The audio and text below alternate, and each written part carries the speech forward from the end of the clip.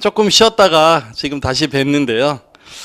그 아파트를 이제 현장 조사를 할 때 몇몇 그 주의사항이 있는데, 저희 경매인들, 저희 이제 경매 전문가들은 현장을 갈 때 사실은 물건에 관련된 부분도 굉장히 중요합니다. 그리고 점유자에 대한 부분, 그리고 결과적으로 비용이 들어갈 수 있는 부분을 굉장히 좀 세심하게 저희가 조사를 하는데, 우리 이 동영상을 보고 있는 우리 징기스칸 가족분들, 그리고 여러 고객님들도 마찬가지로 현장을 가실 때는 그냥 단순히 물건만 보고 오시는 게 아니라, 이 부분 때문에 내가 돈이 들어갈 수 있겠다, 또 이 부분은 내가 쉽게 얘기해서 꽁돈으로 먹을 수 있겠다, 이 부분을 반드시 좀 아셔야 돼요. 이런 부분을 아셔야 사실은 낙찰 금액에 반영이 되는 거기 때문에, 그래서 이런 거를 좀 세심하게 좀 체크를 하셔야 되고요. 자, 요번에는 이제 그 현장 조사를 할 때, 이 아파트 현장 조사를 할 때 물건에 관련된 부분, 이제 이 물건 자체에 관련된 부분에 대해서 한번 말씀을 드릴 텐데, 물건 하자 유무를 보셔야 됩니다. 보시다시피 내부나 외부에 크랙이 있는지, 또 마찬가지로 샤시 부분. 왜 제가 계속 샤시 부분을 강조를 하냐면, 우리 인테리어를 하시는 분들은 아실 거예요. 샤시 부분이 굉장히 금액이 많이 들어갑니다.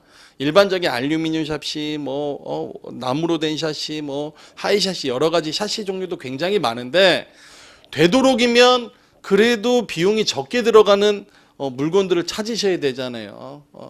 집은 아무리 좋은데 내부가 완전히 엉망이라면 돈 인테리어 비용 상당히 많이 들어갑니다. 그러다 보니까 이런 샤시 부분이 베란다에서 이렇게 볼 수가 있잖아요. 밖에서 이렇게 보면 샤시가 이렇게 허연 건지 시꺼먼 건지, 또 어떤 색인지, 나무 색깔인지, 이런 거 보시면 다 체크가 가능하기 때문에 이 부분 좀 체크를 해보셔야 되고, 또 누수가 있는지, 또 승강기 교체 여부가 있는지, 이런 건 당연히 체크를 해보셔야 되겠죠. 그래서 이런 거를 좀 체크를 해보셔야 되고, 그 다음에 내부 및 외부 하자에 대해 관리사무소 및 주민들에게 확인. 이 얘기가 뭐냐? 그 내부나 외부에 하자가 있을 경우 추후에 이제 전체적으로 이 입주민들이 돈을 조금씩 모아서 관리비에서 조금씩 더 내겠죠. 그래서 그 돈 갖다 그런 하자 부분을 다 치유를 할 텐데, 이게 예정돼 있는 물건들이 있어요. 우리 아파트 단지에 큰 공사가 예정돼 있는 부분이 있기 때문에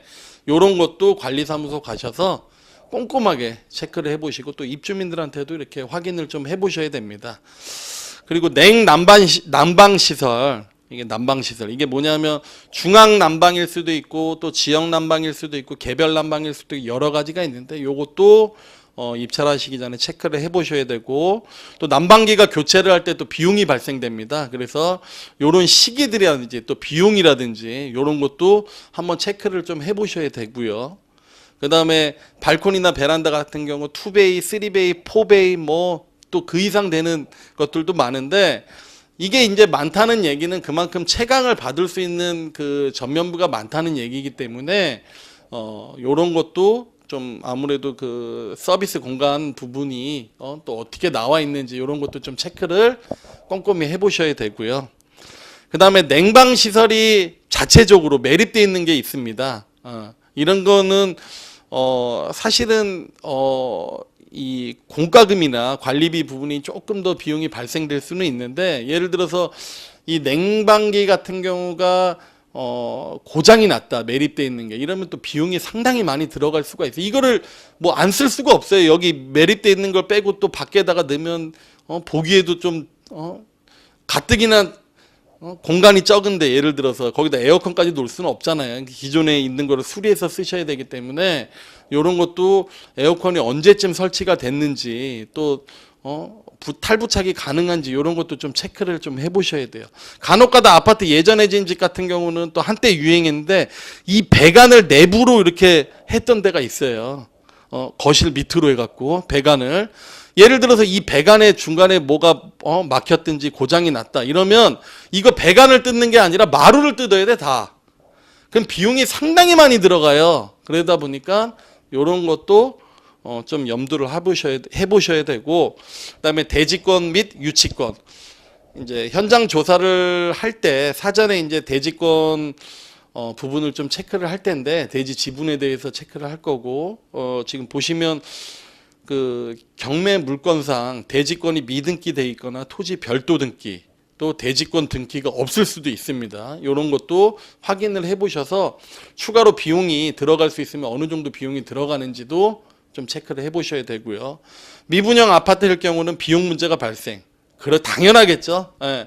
사람이 꽉 차도 비용이 들어가는데 큰 단지를 만들어 놓고 사람이 들어온 사람이 없다. 이러다 보면 예기치도 못한 비용이 계속 안에 입주하신 분들이 그런 고통까지도 같이 받기 때문에 이런 부분도 입주하실 때 항상 좀 체크를 해보셔야 되고 현장을 가셨을 때 간혹가다 유치권 부분이 있습니다.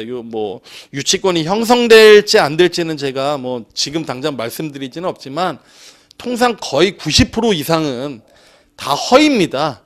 99%라고 해도 과언은 아닌데 이 아파트에서 유치권이 성립하기가 굉장히 힘듭니다. 그러다 보니까 현장을 가셔서 유치권자가 현재 점유를 하고 있는지 또 실제 유치권자가 점유는 안 하는데 그분들이 어떤 생각을 갖고 유치권을 했는지는 모르겠지만 그 의도를 좀 파악을 해보셔야 돼요. 가보셔서. 그래서 현장을 가셨을 때는 이런 부분들을 좀 체크를 해보시는 게 경매를 하실 수 있는 가장 기본적인 자격이 될 수가 있기 때문에 이 부분을 제가 말씀을 드리는 거고 이제 이런 부분들을 조사를 다 하시면 법원에 가셔서 이렇게 입찰표를 쓰시면 됩니다. 지금 요 사진상에 나오시는 분이 저희 징기스칸 부동산 중개법인 우리 부사장님이십니다. 그래서 이렇게 이제 조사를 하셔서 입찰표를 작성하는 모습을 제가 사진으로 담았고요. 종합적으로 보면 첫째 정확한 시세, 조망권, 일조권 등을 파악하자. 네, 그래서 이런 부분들을 체크를 해보셔야 되고 두 번째는 공과금이 체납돼 있거나 또 관리사무소에 가서 현장에 몇 명 정도 방문을 했는지 또 실제 그 경매 나온 집에 누가 몇 명이 왔다 갔는지 이런 것도 한번 현장을 가셔서 정보를 얻을 수 있는 부분이기 때문에 이런 거를 체크를 하실 때 예상 낙찰가 부분도 가늠할 수가 있는 겁니다. 예를 들어서 아무도 조사한 사람이 없다. 근데 나는 최저가에서 몇 천만 원을 더 쓴다. 몇 억을 더 쓴다. 그러시지 않으셔도 됩니다. 그러니까 이런 부분들이 굉장히 중요한 거고 실무적으로 염두를 해보시고 그다음에 셋째는 현장 조사를 통해 점유관계를 확인하자. 유치권자가 있는지 실제 소유자가 점유하고 있는지 아니면 신고된 내역과 똑같이 현장을 갔을 때 임차인이 점유하고 있는지 아니면 빈집인지 비어있는 집인지 이런 부분들을 현장을 가셔서 꼼꼼히 체크를 해보셔야 됩니다. 자, 이렇게 하셔야지 우리 징기스칸 가족분들 또 이 동영상을 보는 모든 회원님들께서는 경매로 수익을 얻으실 수 있는 거예요. 요새 경매로 수익 얻기 굉장히 힘듭니다. 이런 부분들을 반드시 체크를 해보셔서 입찰을 하셨으면 좋겠습니다.